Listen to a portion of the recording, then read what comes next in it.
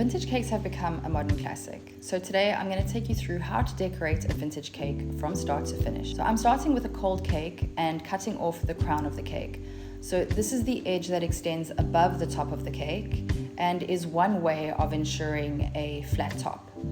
This needs to be done on a cold cake with a knife, gently cutting off little portions of the crown at a time, trying not to cut too deeply into the cake because it could pull off a larger portion of buttercream than you want. However, this doesn't need to be perfect because the piping on the top of the cake will cover any errors. So the first, shell border using an open star tip. So here I'm using a Wilton 18 or 21 and gently piping a C shape around the cake, making sure to apply even pressure for each shell so that the border is even across the cake.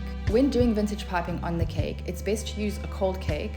This way, if you make any errors in your piping, it's easy to wipe them off as the cake will be cold and the buttercream won't stick to the cake.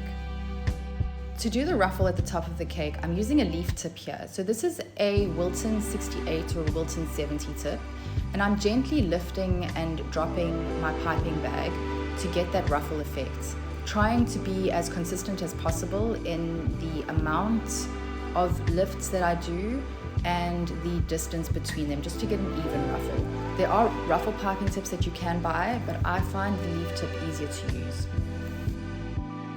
Next, you'll need to mark off where the drop lines are going to be. Here I'm using a toothpick just to make a little hole in the cake. I have marked off 8 spots on the cake, pretty much in an even star formation. Once you've got your markings, it's time to pipe the drop lines. I find these really tricky, and the best tip I can give you is to work with a cold cake. That way, if you make any mistakes and the drop lines break or you smudge them on the cake, you can easily remove them without messing up the base of the cake too much. I also find it easier to work with a larger writing tip. So for drop lines, you could use a Wilton number 2, but I find a Wilton number 4 easier. You're creating a U shape between the 2 dots that you've made to mark off the fault lines. When piping the fault lines, the piping tip shouldn't be touching the cake. It should be hovering over the cake ever so slightly, and the buttercream will attach to the cake at the 2 endpoints. Next, I'm piping shells over the joins of the drop lines. I did 2 layers of drop lines. You could do more. You could just do 1. With the same piping tip I used at the bottom, so a Wilton number 18 or a Wilton 21. They just add some interest and they can also detract from any messy drop lines. So then you can add further detailing. Here I'm adding 3 little dots above each drop line.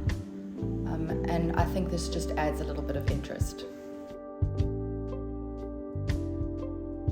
And the final piping is using a Wilton number 4B. This is the same shell shape I did at the bottom of the cake, but much larger, making sure to pipe that C going forward and back, up and down, using the same amount of pressure for each shell so that they look very even.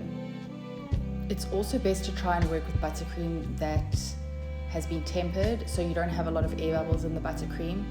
Air bubbles, and making sure that when you fill your bag, you don't leave too many spaces, as this will make piping the shells evenly a lot more difficult. The buttercream can come out in blobs if you have air pockets in the bag. And that's it. So I love these boxes. I think they really elevate the bento cake.